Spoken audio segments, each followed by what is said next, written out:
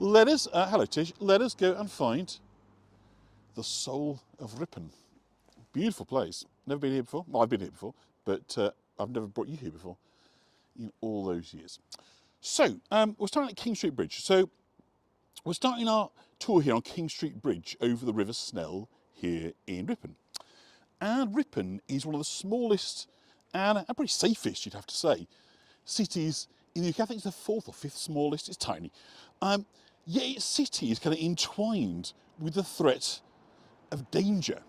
And it's encapsulated here in the city arms, which we'll be touching upon. A bit of graffiti there, unfortunately, but you see the horn there. And this represents the famous Hornblowers that still carry out a nightly watch ceremony every night here in the square. And the watch has been set in Ripon every single night for well over 1,000 years.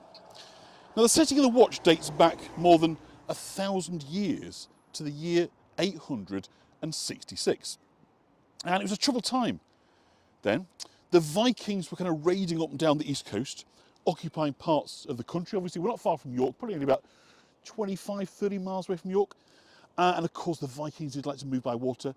So you've got Viking problems, but you also got local thieves, rogues, vagabonds, taking advantage of this kind of unsettled situation, as people are wont to do in these circumstances. They say, what's in it for me? So King Alfred the Great had lost his father, his three elder brothers, fighting against the Vikings. But he was intent on victory and bringing stability back to the country. And in the year of 866, at the age of 37, he recaptured London from the intruders and set about touring the country, drumming up support and giving confidence back to the people. So he hit the road. And when he arrived in Ripon, he liked what he saw and decided to grant them a royal charter to the settlement, which is all it was at the time, just like a settlement by the river. But the only thing he had to offer the people as a symbol of that charter in those simple times was a horn. So the original horn, known as the Charter Horn, was given to Ripon in the year 866. And it's the prize exhibit in the Civic Collection. Believe it or not, they've still got this horn. So this was presented to them by King Alfred the Great, he who burnt the cakes back in the year of 866. And there it is, with the civic regalia. How impressive is that? Hello, Marlene, that we've still got this wonderful horn presented by King Alfred the Great over 1,000 years ago here in Ripon, over 1,100 years ago now. So that is their kind of their prize. And so obviously, as we go back over the bridge there, I'll just show you the that horn again. But I mean, that sort of, you can see why they're kind of ridiculously proud of their horn. So as I say, right in the centre, it's beautiful, isn't it? Yeah, of the regalia, here we see, is the horn. So that obviously commemorates not only the horn granted by Alfred the Great back in the year 886, but also the fact that it's blown in the market square every night and has been for 1,000 years. We're not going to see it today, unfortunately, because it's not till 9 o'clock at night, but I've got some photos and obviously we'll talk about that. So yeah, so on the advice of the king, it was decided the people of Ripon should become more vigilant and should all be alert to the danger around them. These are dangerous times with the Vikings and raiders, as I say, ne'er-do-wells taking advantage of this kind of paranoia. And also men out to war, you know, left places undefended. So consequently, there were those who took advantage. So Alfred persuaded them they could lose their settlement and their good way of life and they were enjoying should the enemy kind of descend upon them. So it's all about be prepared, right? So that theme and concern would echo through Ripon for the centuries to come. And though the Vikings were gone, concerns about criminals and vagabonds persisted, though kind of attitudes varied significantly between the church and city authorities. And that's what I'm going to talk about really for the next kind of section really, is this idea about outsiders. So St John's, I'm glad it's a superb picture, thank you Catherine, hopefully better than Paris, just saying. This is St John's Chapel, and this is a chapel built, dedicated to St John the Baptist. It was built as a chapel of ease. What that means, the chapel of ease is basically whenever you've got a church that is built, but it sort of belongs to a bigger parish, as you might say. So, of course, he isn't a kind of standalone parish, so it's a chapel of ease. And this was the chapel for St John's almshouses. So almshouses, which is just over there, we'll look at them in a minute. This was originally built as the hospital of St John. in the early 12th century by the Archbishop of York. So of course, being so close, there's lots and lots of links to York and Ripon. So in the Middle Ages, you've kind of got four main types of hospital. Those for lepers, those for the poor and the sick pilgrims, those for the poor and the infirm, and almshouses or bed houses. And this was one of those. So a bed or beddy houses. And this form of hospital often included the explicit instruction that brothers and sisters, who were called bed brothers and bed sisters, should pray daily for the souls of the house's founders and benefactors. And you might be, I've told you in York before, bedern means place of prayer. But did you know that the very thing you sleep on an evening, if you go to bed, that is, if you're not dirty stop house, to be here, comes from place of prayer, bedern. Who knew that? I only found that out fairly recently, but I thought I've got to shoehorn that somewhere into a tour. And so there we go. So bedern, place of sleep, place of prayer. It kind of works out, doesn't it? It makes an awful lot of sense when you kind of think about it, yeah? So bedern in York, place of prayer. And so the kind of provision of charity forms an important strand of that kind of medieval, active Catholic Christian doctrine. And it kind of reflects attitudes towards the poor that would change dramatically in the centuries ahead. By the way, this and the almshouse, it was all kind of rebuilt in the Victorian period, so it's in awfully good kind of condition, but it's perhaps not a surprise. It was rebuilt, so I'm not going to lie, but it's done a lovely job. So, you know, in that medieval period, you know, you've basically got an attitude towards the poor, the meek will inherit the earth and all that stuff, and it's very, very different to the attitudes that are going to come. So again, I don't want to sort of peering, because people do live in these, but this is the rebuilt almshouses in the 19th century, these kind of rebuilt, but aren't they beautiful? This is such a cute little city. It is fabulous, you love it. This is a great tour and it's going to get better. I'm so pleased and proud. I've spent a lot of hours writing this tour, but I'm so thrilled with it and I hope you will be too. So let's just have a look at some flowers. There's always time to stop and smell the flowers. So let's just have a walk back down by the river. So we're going to walk along the river Skell, so S-K-L-L, Skell, like Skeldergate in York. It's a tribute of the River Ure. And the River Ure runs up the Yorkshire Dales. When we were in Hoare, we were sort of looking at the River Ure. So that kind of runs down and then it joins up to the River Ouse and comes back into York. Everything is definitely history, yeah. And it's believed to come from the Old Norse meaning skala, which means resounding, from its kind of swift and noisy course. So it's a fast-moving river. It's likely to have been the route that Alfred the Great took when he arrived here in the year of 866 to warn about the dangers of outsiders. Now, in the Middle Ages, this was known as Heaven Water, and that's presumably because I'm very close to his Fountains Abbey. If you haven't, I'd love to take you to Fountains Abbey, but it's a National Trust, so almost certainly the answer could be no. But it is the wonderful kind of ruins of a Cistercian monastery, very close here, part of Sudley Royal Park. We're going to talk about Sudley Royal a little bit later on. So do have a look on YouTube. Have a look at it. You know, it's stunning, it's beautiful. It's probably one of the most beautiful ruins anywhere in Britain. Very near to here, but I can't film there, sadly. But there's lots and lots of stuff available, so you can have a look. So you're doing Heaven Water. What's interesting about Ripon, and I don't know if Catherine's been, if you kind of notice, it's quite how many bridges there are here. I'm not going to say it's like Venice, because that's kind of overused, isn't it? You know, that kind of like Birmingham's like Venice and all this and the other. But there is a kind of profusion of kind of quaint bridges. They're not like the Newcastle bridges that Catherine might be familiar with, those kind of great bridges across the Tyne. But nonetheless, they don't have an awful lot of them here. There is 11 highly functional bridges connecting Ripon between north and south within a very short space, 2 or 3 miles. It's remarkable. This is Archer Bridge in front of them. So Catherine's been to Fountains Abbey. And this was constructed in 1811. I was really hoping there might be a John Carr Bridge here, because I'm a complete John Carr aficionado, and he was one of the great bridge builders of Yorkshire. But they haven't got a John Carr Bridge, but this is very similar in style. I think it's inspired by John Carr. And it replaced a much older bridge.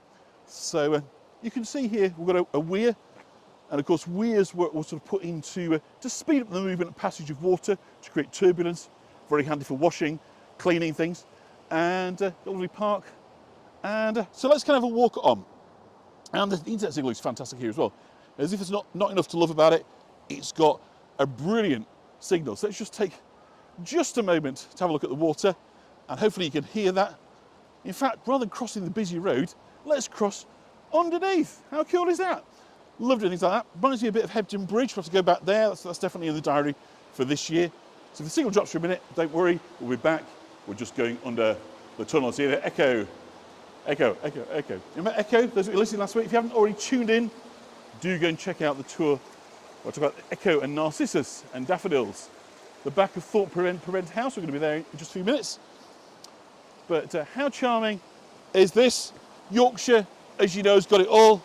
Not everywhere, always in reach or within 4 or 5G, but this place is. Isn't it fantastic? Can't believe it's taken so long to get here.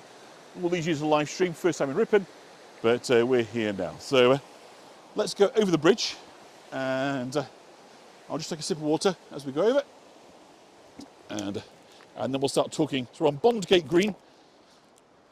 I'll just try and keep us out of the sun. We've got a glimpse there of the cathedral. We're going to have a nice long look at towards the end of the tour. I'll just refresh myself. And I hope you're all enjoying the sunshine. Isn't it so much nice with blue skies? The sun's behind me, so I'm not going to kind of pan around fully. But how much nicer does everywhere just look with a bit of blue sky? It cheers you up, doesn't it? Wherever you are, if it's grey or misty or rain or even still snow on the ground, hopefully a little bit of sunshine and blue sky from North Yorkshire is going to have that positive, uplifting effect. And of course, the company as well. Hail fellows, well met. We are a merry band of pilgrims that are going to go and see the ins and outs of the ancient historic city, cathedral city of the Dales, that is known as Ripon. So we're coming into high St Agatha's, a snowstorm today, Marlene. I'm so sorry to hear that, but I say hopefully a bit of sunshine here. We'll share that with you gladly, and hopefully it'll put a smiley face. So this is Thorpe Prebend House here, and it's one of Ripon's oldest buildings. We'll have a little walk round, and I'll send this on to you. And it mainly dates to about kind of circa sort of 1700. But it's a great deal older than that. It was just kind of remodelled in the middle of the 17th century, the 1600s, 1600s, we say 17th century, we talk about 1600s, can be confusing, but kind of just remind that. And it was a prebendary house with the structure. So a prebendary house was basically something belonging to the church where one of the clerics would kind of live. Some famous residents in 1617, Mary Queen of Scots and her son, James IV of Scotland, who was later to become the King James I of England, would stay here. They stayed overnight. And it had been used, as accommodation for the cathedral clergy over the years. I'll just kind of take us round the side, because there's a kind of nice side. We can go back down to where we were looking from the other side of the river, actually. Isn't it lovely? So Thorpe Prebend House was handed over to the City Council in 1914 and became a city museum. It was closed for a while, but it's now back open again as a kind of heritage property. There's a lovely courtyard that unfortunately I kind of can't quite get into, but if I kind of give us a little spin around there, hopefully you can kind of see what lovely grounds it's got. So obviously this is the main aspect. So it was designed really to be seen kind of from the waterside rather than from the roadside. That's it's more dramatic, but unfortunately we can't get in there. But what we can do is just bring you down to, by the way, named Thorpe, Anglo-Saxon, so I know you like these kind of things. So Thorpe means parish. So where I grew up, Bishop Thorpe, the parish of the bishop, because the Archbishop of York lived there. And prebend means that a portion of the revenues of the church were granted to a member of the chapter as a stipend or paid. So that's what a prebend means, is money that came from the cathedral was then used to pay the salary of a cleric. So there we are on the other side of the river, and little wooden outbuilding. Filming to the sun, which I don't really like to do, but isn't that a lovely spot? So obviously in its heyday, this kind of extension here wouldn't have been there. You'd have had a kind of an aspect of the house to the rear, which would run right down to the waterside. So let's kind of go and see the building next door. If we get sort of sent away from here, we'll just do it graciously, because I did try and ask the people of the Thorpe Prebend Hall if it was okay to film in this bit, and they said it would probably be okay, but strictly speaking, we haven't got official permission. But I just want to show you, this is St Anne's Hospital. So St Anne's is another one of the hospitals. So again, we're talking about these places in the medieval period that were kind of reserved for the care of the elderly, the infirm. So this was the chapter of another medieval almshouse for the poor, the chapel rather. And it's believed to date from the 14th century, but the earliest kind of recorded mention is in 1438 when a chantry was added. So a chantry, in case you've sort of forgotten, you're not aware, was basically like establishing a place where people could pray, say, masses for the dead. So invariably this was for the very wealthy, were chantries, and it was to say masses for the dead. The almshouse that's going next door, I'll show you in a minute, was built for 16 women in 1869, but it was a medieval place it kind of replaced. But isn't it beautiful? So much. And again, so close together as well, which, like York, is an absolute delight. Prebend's Bridge in Durham, absolutely, yeah, exactly the same idea. So it's the Bridge of the Prebendary. Isn't that gorgeous?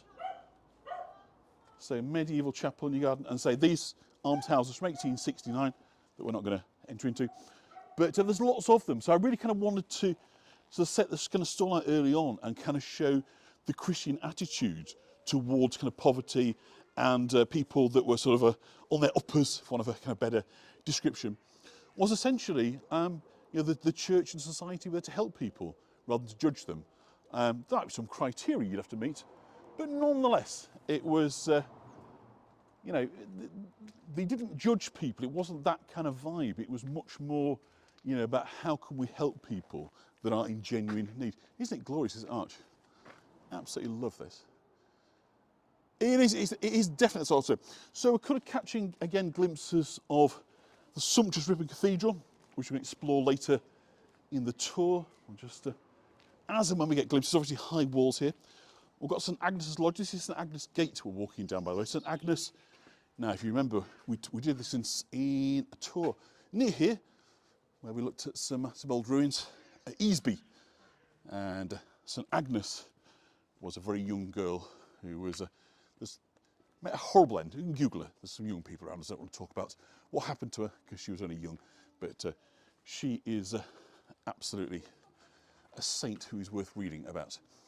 So this is St Agnes Lodge, which dates to the 17th century. It's a kind of interesting building, this, not least because of its round windows, with its 4 coins, they call them, on each one. So a coin, look at this for a fabulous external chimney at the end. Imagine the size of the fireplace in there. Absolutely enormous. So yes, this is again dating from the 17th century and home to the vicar of Ripon Cathedral in the 18th and 19th centuries. So it's got these circular windows, these coins. That's the bits onto all 4 corners, as you might say. The four keystones rather. Very, very unusual. So it's a bit further away. Oh, the very young girl's gone now. So yes, St Agnes basically, if you don't know,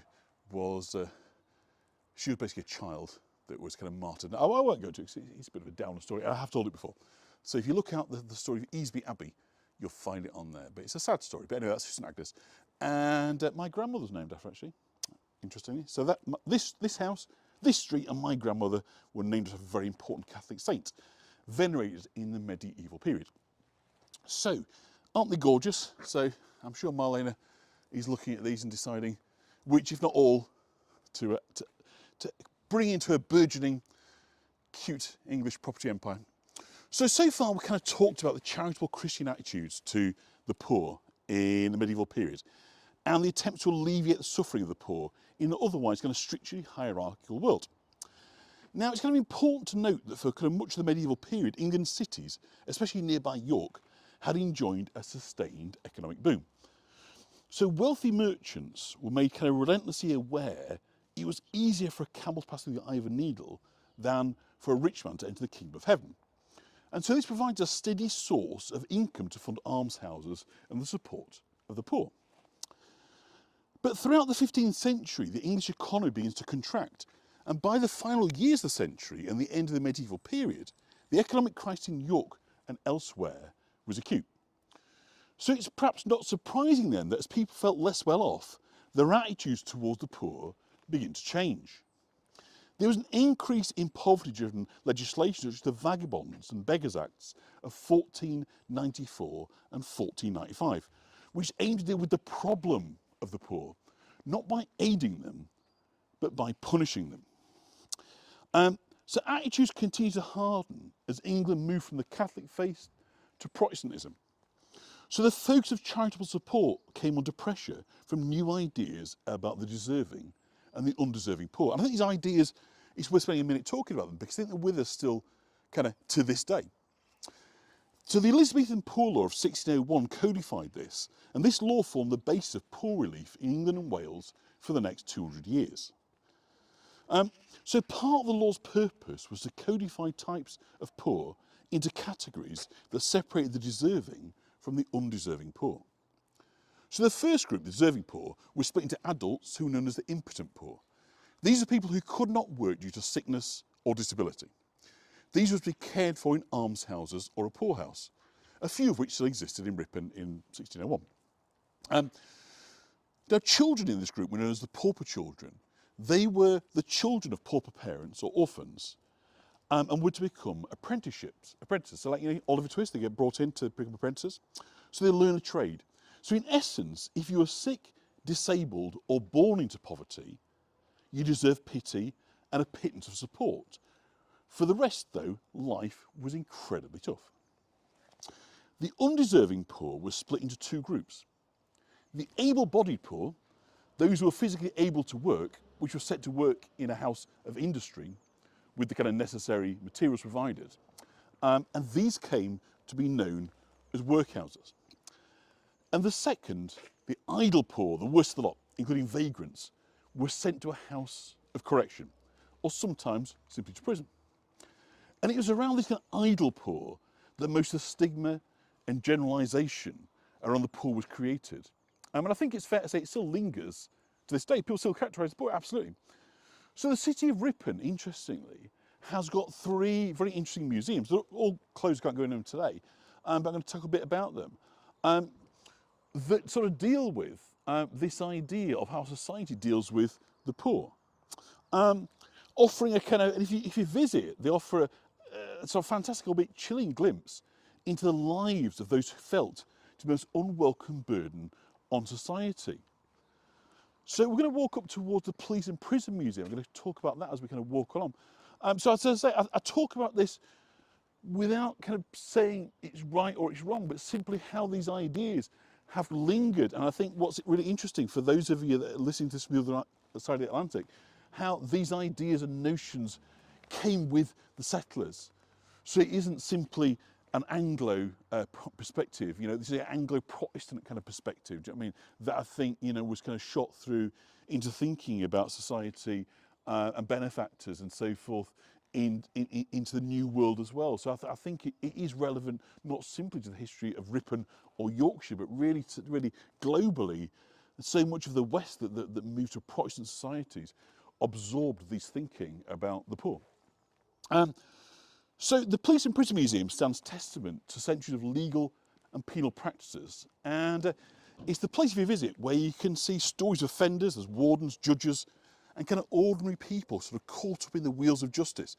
They converge, and it's a really good museum actually. It kind of offers a genuinely kind of nuanced, albeit kind of unsettling, look at the British justice system from its earliest days up to the Victorian era. So it really does kind of cover a lot of ground. But it's particularly in the kind of 19th century where the philosophy changes, not only towards the poor, but also towards prisoners, the incarcerated, and it shifts significantly. So earlier jails really were essentially kind of holding pens. The idea was simply to take people out of society, give society a well-earned break, as you might say, for an offender. But thereafter, that was the punishment, you're in prison. But by the Victorian era, there was a kind of growing belief that the power of solitude and hard labour to reform criminals. Thank you, Marlena. It does a lot of work. It doesn't kind of fall out of the sky, but thank you for noting.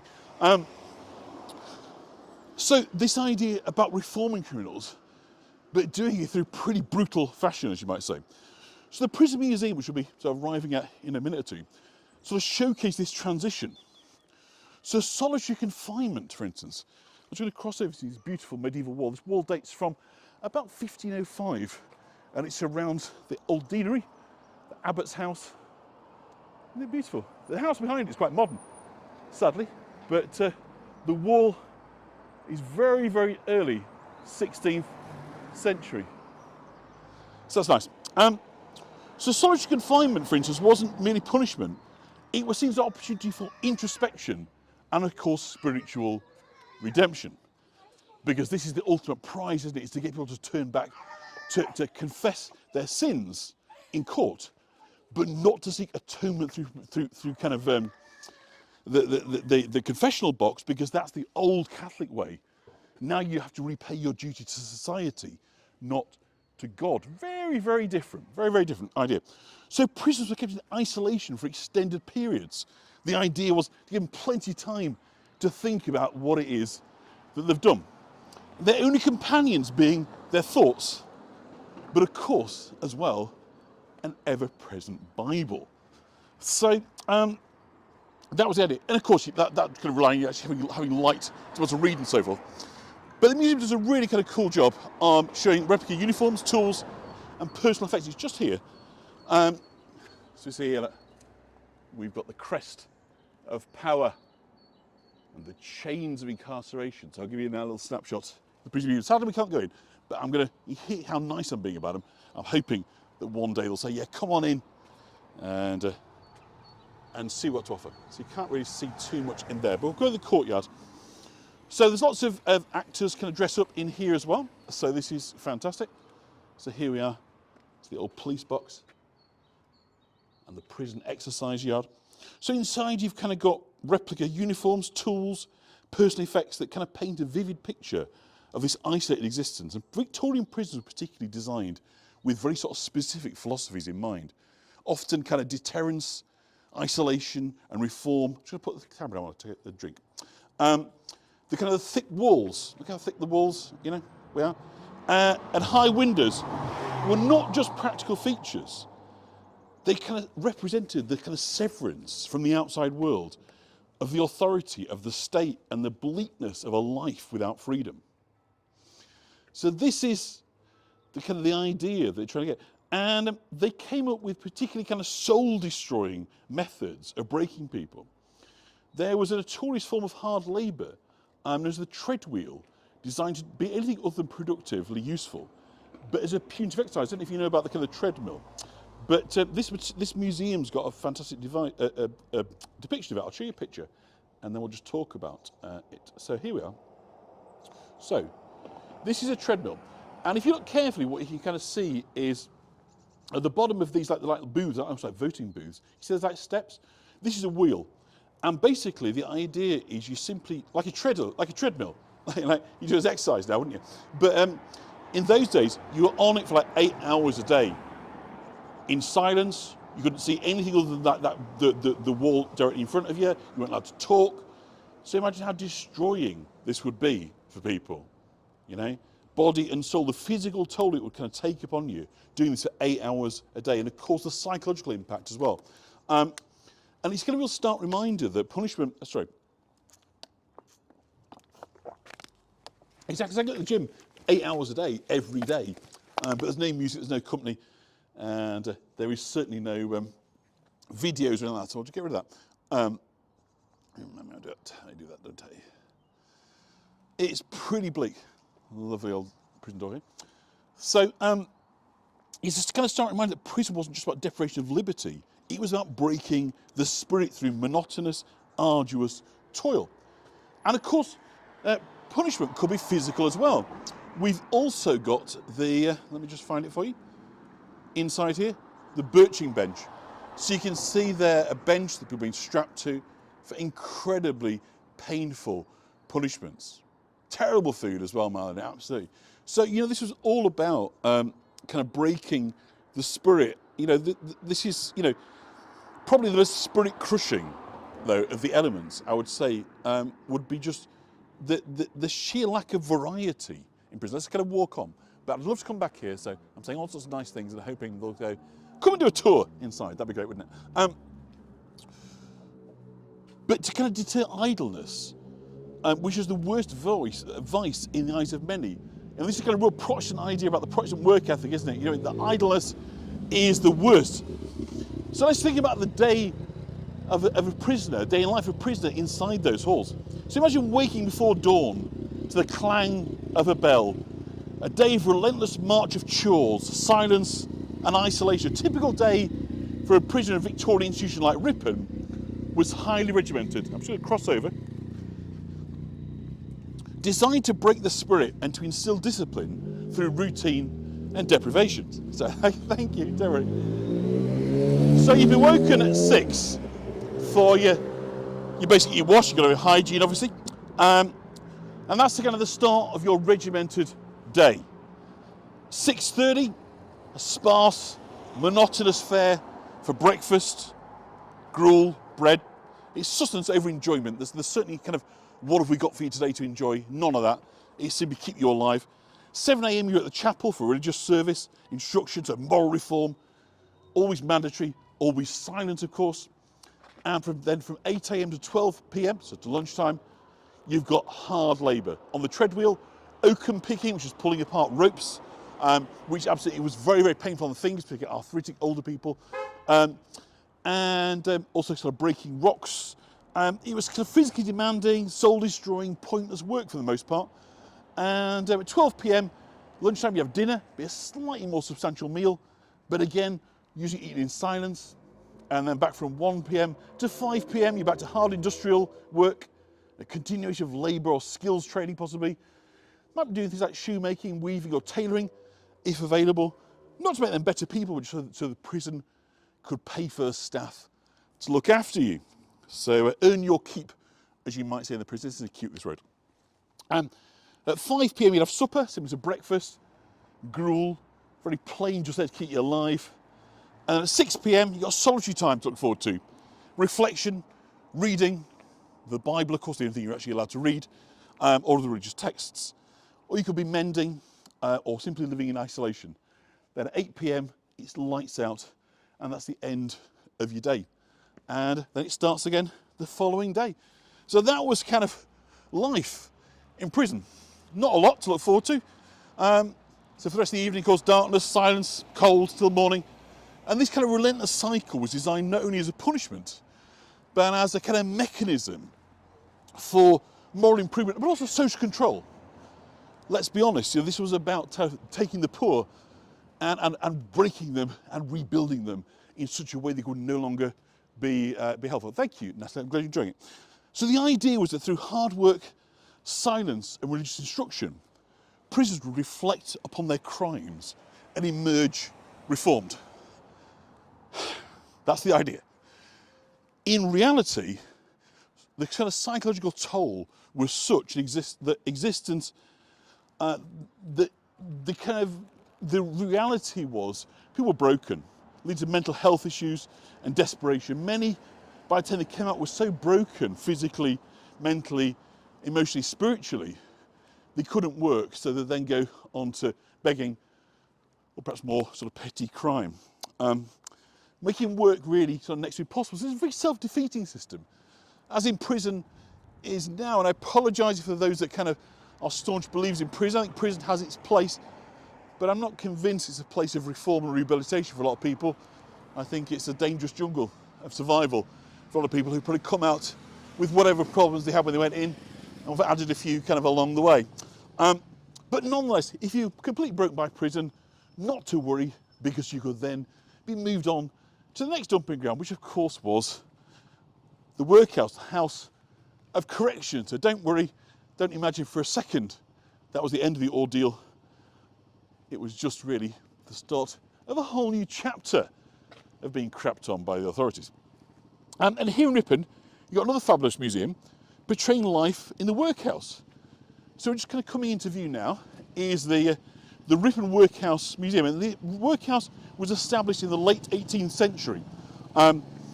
This front bit rebuilt in 1854 as a kind of crucial institution for the relief of poverty in the area, reflecting broader social attitudes towards the poor in Britain. So the workhouse in Ripon has its roots, dating back to 1776. So important date for those in the USA. When it's established as All Hallows Hall, and this site was repurposed to accommodate the growing need for poor relief in the community. So prior to this workhouse being built, this specialist workhouse, there was 2 workhouses here in Ripon in the 17th century, one within the Archbishop's Manor House. Now the Ripon workhouse was designed to be a place of last resort for the homeless and the destitute. It was a grim environment where inmates faced strict rules and hard labour.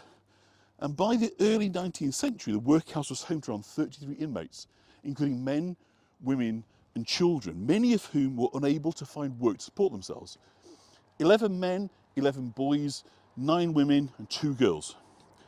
Only one of the men was not able-bodied at 68, so only one didn't work. But those who were spent 8 hours a day breaking stones to mend roads. So the workhouse system in Britain evolved significantly due to various legislative acts. The Poor Law Amendment of 1834, which aimed to reform the poor relief system.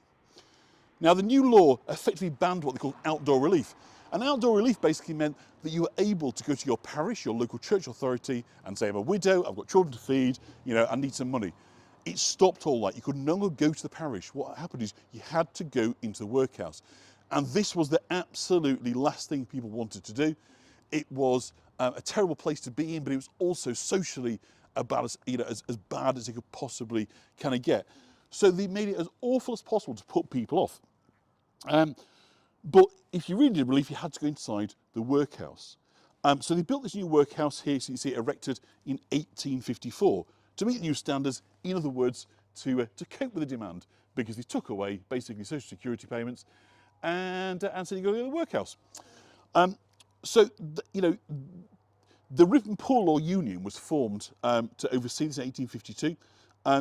But by the first decades of the 20th century, the growth of the socialist movements, the kind of devastating impact of the First World War, it was inevitable the poor law system couldn't survive in its kind of current state. The beginnings of what would become the welfare state began to emerge. And in 1929, the workhouse were formally abolished, although this one continued onwards. But I've got a couple of photos from inside, which is kind of unusual. So the first one from around the turn of the century, we can see here the ladies there in their aprons. You can see their age. They're all kind of getting on a bit, and you can see very, very kind of basic sort of furnishings. The second picture was taken about 30 years later, so we'll get rid of that one, bring this one in. And this was nominally after it closed, but in reality it simply continued on. If you look at the face of the women there, they're not really thrilled, are they, to be in the picture taken. So it continued to be used as a home for the destitute and didn't finally close here until 1974. So that picture was taken in 1934. So whatever you can see there basically continued on unchanged for another 40 years. So despite what we might think is social policy, in reality, for a lot of people, this is still what it was looking like well into the 20th century. And I think it just kind of shows that, whatever we think now is what's happened with kind of benefits and so forth, it was needed. People were suffering from destitution, poverty and terrible degradation, and suffering because of their poverty. So I think something needed to change, something did change, and the worry is now we're sliding back. And I'm not trying to make this a political tour, but as well I suppose I am, but I'm also saying contrast those medieval attitudes towards the poor to the later attitudes of the poor. And I think, whatever we might think about the Middle Ages, the kind of period of sort of superstition and plague and all these terrible things that happened, is their attitudes towards the poor were a damn sight more enlightened than I think they were in the Victorian age and probably as we are now. So this museum provides a really good insight into the lives of inmates and the historical context of poverty relief in Britain. But let's kind of move on. It's well worth a visit. If you're in this area, it is well worth a visit. But in the case of talking about the Depression, which of course we associate with the USA, but of course because of the Wall Street crash, it impacted right the way across the world.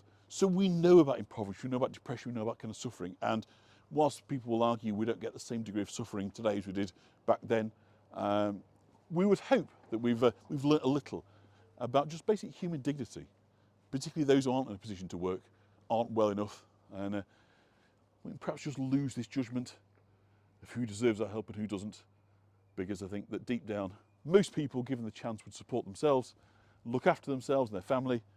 They wouldn't look to others to provide for them, but if they do and they need that help, we shouldn't be judging them, we should be looking and saying, how is it we can help? But there we go.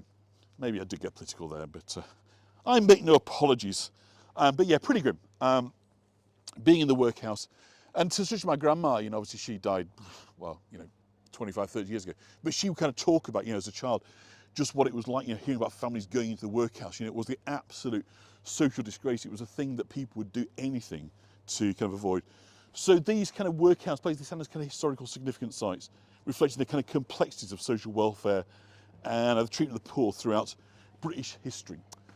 But let us leave that behind and come to the Market Square, which is really rather lovely. Now, Robinson Crusoe's author, Daniel Defoe, described Ripon Market Square as the finest, most beautiful square that is to be seen of its kind in England, which is rather nice, isn't it? That was in his book, The Tour Throughout the Whole Islands of Great Britain, written between 1724 and 1726.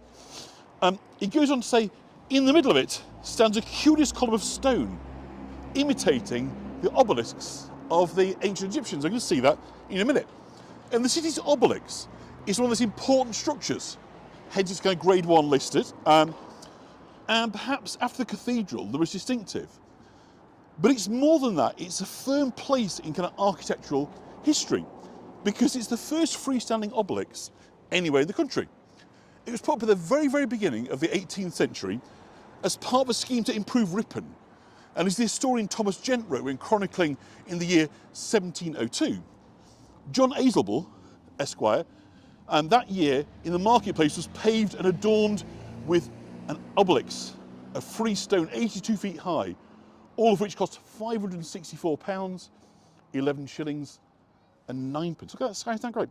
So let's have a picture of the sponsor, because he's an interesting character.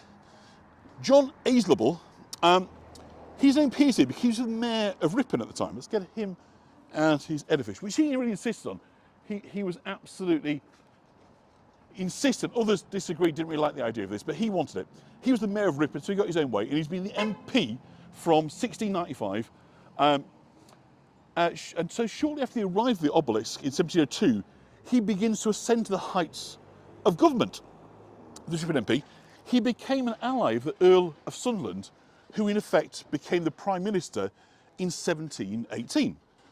So Sunderland was appointed Azelble as the Chancellor of the Exchequer. So the Ripon MP becomes the Chancellor, the guy in charge of the finances of the country. And when in 1719 the South Sea Company proposed a deal whereby it would take over the national debt in exchange for government bonds, Azelble was a very strong supporter of the scheme and negotiated the contract. He piloted the bill through the House of Commons to make it law. Now, the South Sea Company had been built on high expectations which it could never fulfil, and it collapsed in August of 1720.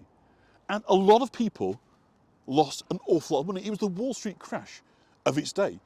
People had invested in this company believing it was too big to fail. Remember those days? Oh, it's too big to fail. Well, it wasn't. And it found that Azelble had been given £20,000 of company stock in exchange for his promotion of the scheme.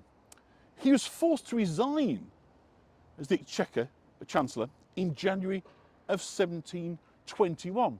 And given he was quite clearly guilty of a criminal act, he was tried and imprisoned. But it's fair to say that this man, who in the Commons was described as being guilty of the most notorious, dangerous and infamous corruption, he was actually expelled from the House of Commons, removed from the Privy Council. He was imprisoned, though, in the Tower of London, which I dare say was probably a wee bit more comfortable than it was in Ripon Prison. So let's get rid of him because he's annoying me. And I think you can probably see where I'm getting at here. It's a bit one rule for the rich and another for the poor. No treadmills, no birchings, lived in comfort, let out after a few years, and he then spent the rest of his life tending to his gardens at the Sudley Royal Estate. Meanwhile, his son took over as the MP. So what the people of Ripon thought of this, I don't know. But they generally had a pretty low opinion of crooks. And long before the National Police Force was created, they had an effective protection against crime in the form of the wakeman. So the wakeman was a man who would stay awake and patrol the settlement and surrounding areas from dusk until dawn. He kept a watchful eye out for any approaching enemy or troublemakers, while the rest of the people slept safely in their beds. And the idea of this had first come from King Alfred the Great in 886, who'd strongly counselled for vigilance. It was further decided the wakeman should put the charter horn presented by King Alfred to good use. He would sound it at the four corners of the market cross, where we are walking on now, each evening at 9 p.m. to let the people know that the watch was set and he was now on patrol. So by the early 18th century, when the market square was taking shape that we see today, the wakeman, whose role had merged with that of mayor, had constables to patrol the streets. And they also had the right to levy a rate on houses according to the number of outside doors. So 4p a year for 2 doors, 2p a year for 1 door. And so actually, because it was a good business, they rather resented the police force being created. And there was quite a big tussle over here, because in effect, the watchman, the wakeman had become the mayor, and the mayor had a nice income. And of course, the mayor was, you guessed it, always the property owner, the guy of Sudley Royal. So one of Azelby's lots. But to this day, every night of the year without fail, a horn is blown at the four corners of the obelisk, not the old one, of course, set the watch, and the final one outside the house, the mayor, which you're looking at now. So I'll just show you an image of the Hornblowers. Where are we? Here we go. 4 of them up. So they're outside, I'll photograph a second, a few years later, outside the town hall. Aren't they looking resplendent with their horns? So they're not holding there. I don't think any of them are holding the ancient one. I think there's 5 horns. So obviously the priceless one is not pictured there. I don't think so. But just before we have a look at the town hall, I want to show you this, which is really cool. Little act of kindness here by a lady by the name of Sarah Carter, who was the daughter of a Lord Mayor, who in 1911 purchased this wonderful cabman's shelter to give the men, the cabmen, who were still horse and carriage, hackney carriage people. Lovely row, by the way, as well here of, isn't that fantastic? There's a picture for you, Catherine. The 4 telephone box of the cabman's shelter. First, thank you, fantastic. So the guys waiting in the market square for the dignitaries were given somewhere to kind of shelter. Isn't that cute? Some protection against the elements. Isn't that beautiful? So data from 1911. It's the cabman's shelter of Ripon. So the town hall was completed in 1799, see what it was now, by Elizabeth Allinson, the granddaughter of the disgraced former MP, John Azelby. But it seems that stigma had not been long-lasting. Her father had been MP for Ripon, so consequently, when he was jailed in the Tower of London, the seat passed to his son, and his son held the seat for 60 years, from 1721, and he'd also inherited the Sudley Royal Estate from his father. He then passed it on to Elizabeth Allinson, who marries the next MP of the city. So it's fair to say politics was a family business here in Ripon. And the town hall was commissioned to hold the city treasure, especially the horn granted by Alfred the Great. Now, when Elizabeth Allinson died, the estate ownership and the right political control of the borough fell to her niece, Elizabeth Lawrence. And Mrs. Lawrence maintained a firm control over the borough and handpicked the Tory councillors to run the council according to her wishes. However, in 1832, the Great Reform Act resulted in the beginnings of modern democracy. And rather ungratefully, the new voters of Ripon chose to elect 12 Liberal councillors to run the borough. And Mrs. Lawrence was so appalled, she refused to allow them to meet in the town hall. So new premises had to be found down Kirkgate. We're going to head down in a minute. But just before we leave the town hall, I want to draw your attention up to the top here. And I'll just give you a little bit of zoom. And it says, except ye Lord keep ye city, ye wakeman waketh in vain.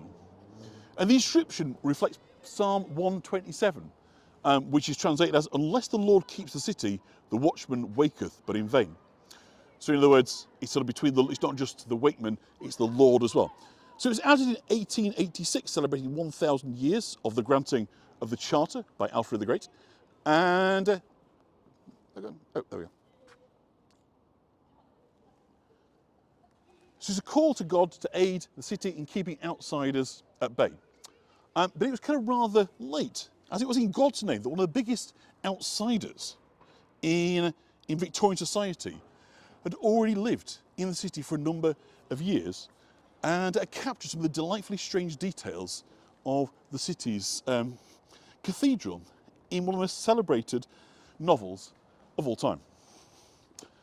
So as we go down Kirkgate, we're going to talk about none other than Charles Lutteridge Dodgson, which some of you may be aware went by the name of Lewis Carroll, and he was the author of Alice in Wonderland.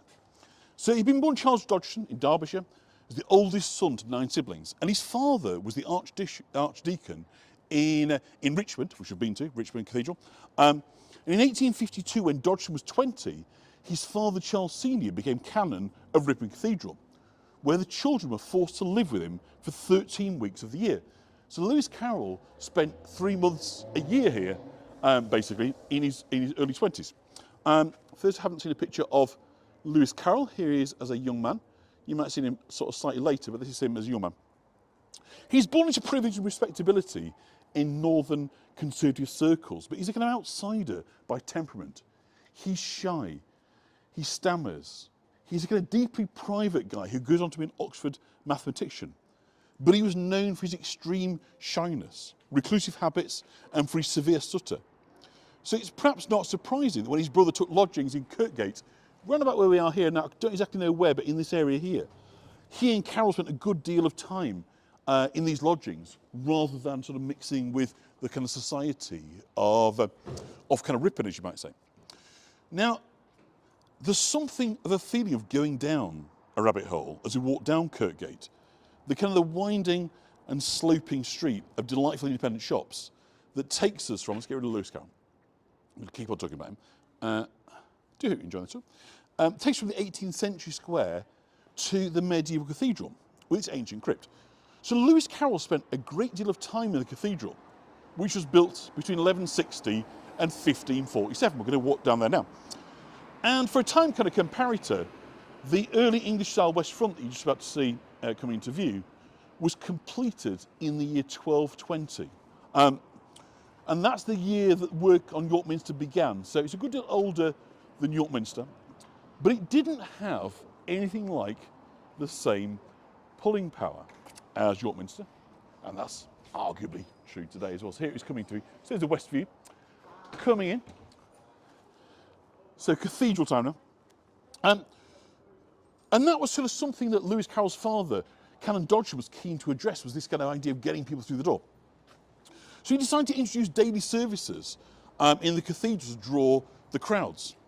And the move proved ultimately unsuccessful. But it did mean that his dutiful son, Lewis Carroll, spent a great deal of time in the cathedral. It was already a favourite haunt of this shy, stammering, withdrawn man, who spent many hours in the cathedral immersed in its architecture, lost in his imagination. Now, with the introduction of the daily evening services, he was to spend a great deal longer. So it was a lot more time in the cathedral. And it seems to have formed in his head an inspiration for what many believe to be the finest novel for children ever published, Alice in Wonderland.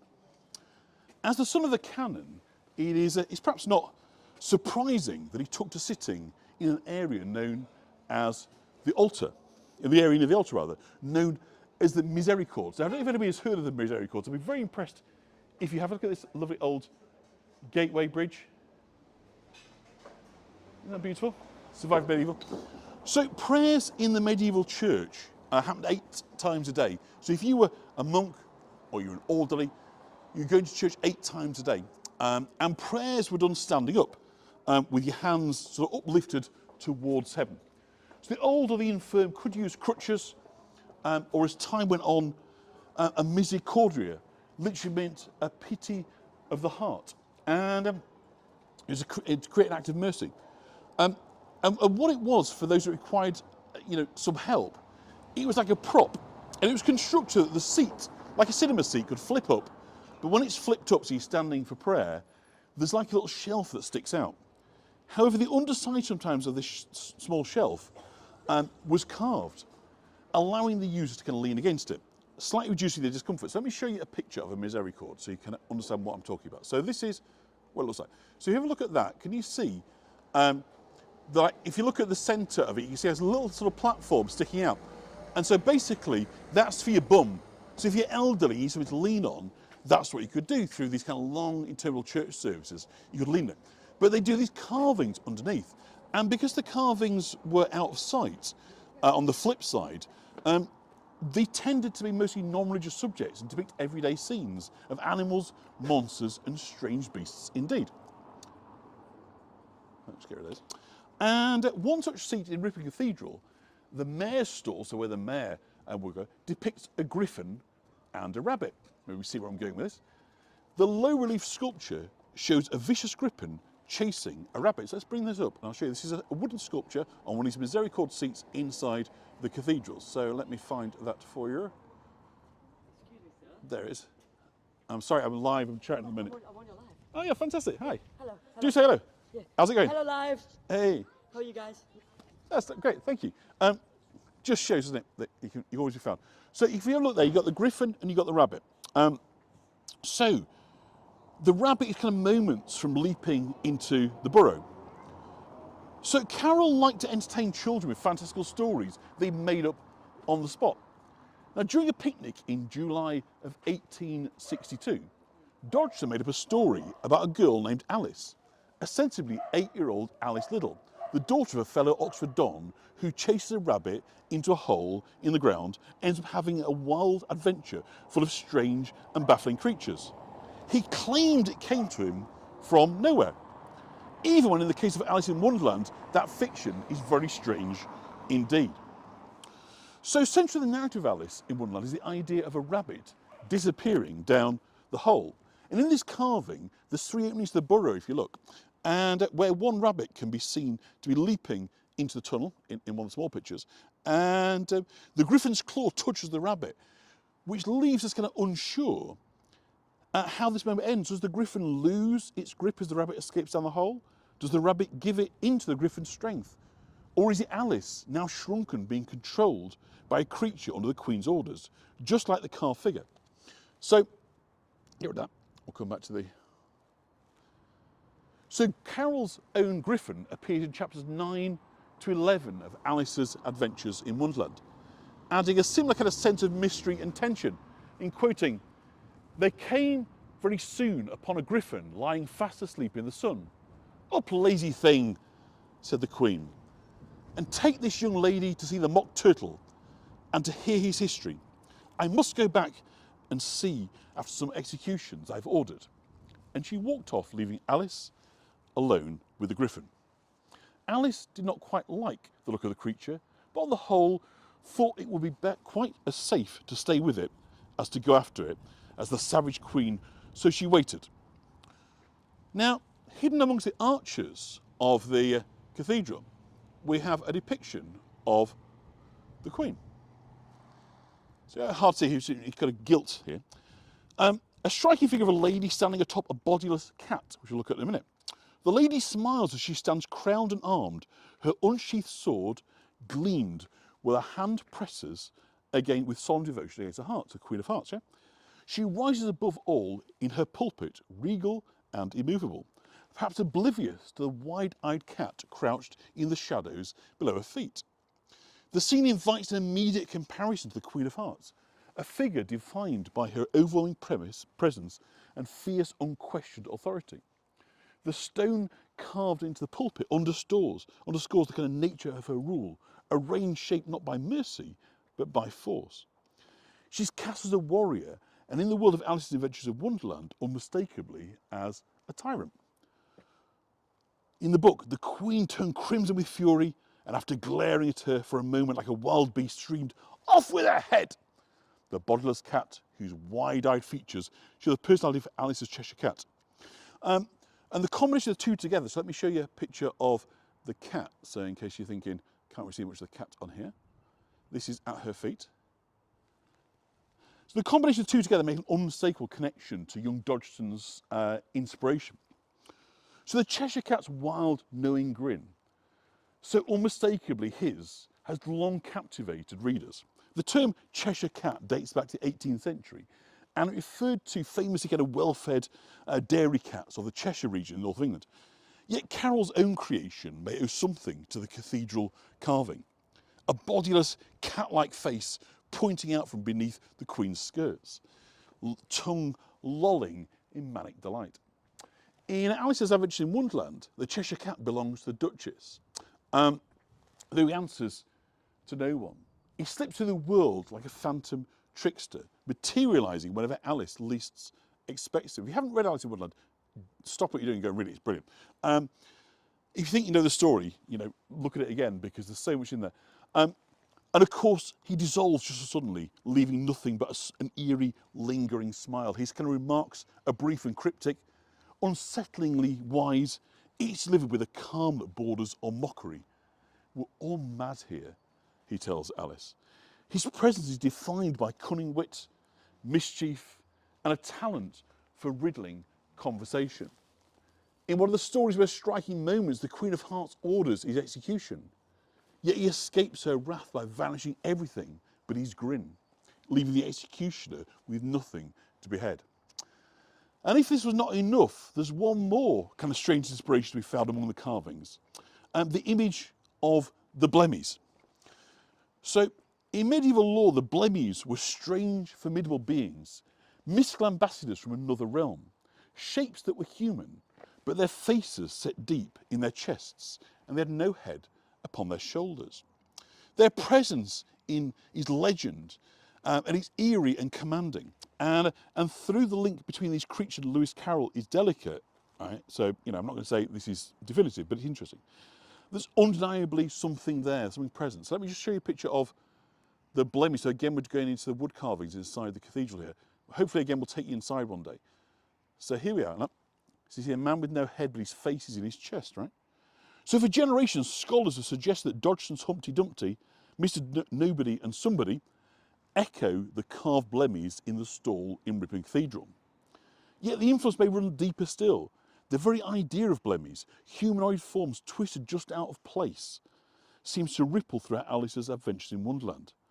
Across Alice's journey, she encounters a parade of distorted figures who guide, confuse and challenge her. The rotund and inseparable Tweedledum and Tweedledee, the grotesquely affectionate Duchess, the imperious Queen of Hearts, each one is recognisably human, yet exaggerated or warped or whimsically wrong. Their bodies and behaviours reflect a world where familiar becomes unsettlingly strange. As Alice ventures deeper, Wonderland's dreamland logic teeters between almost plausible and utterly impossible, drawing her into a realm where reason dissolves into fantasy. Why sometimes I've believed as many as 6 impossible things before breakfast, the White Queen tells Alice. So if you think that a lot of this is perhaps a bit far-fetched, a bit overreaching in it is ultimately a book, I suppose it's set in Oxford, isn't it? There's a couple more interesting links that you might want to consider. Links between Carroll and Ripon. So the friendship between Henry Liddell and Charles Dodgson was based around them both being Oxford University academics. But Henry, the father of Alice Liddell, who was the daughter, who was the girl for whom the story was told, and she encouraged Lewis Carroll, Charles Dodgson, to write the story down for her. And he was kind of obsessed with this child, and now there's obviously question marks about the nature of that relationship, but I'm not going to go into that here.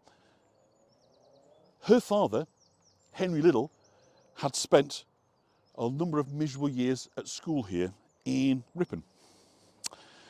And when finally Alice in Wonderland was being prepared for publication, Dodgson chose the name Lewis Carroll. And by the way, in case you're interested how he came to that name, it's from Latin.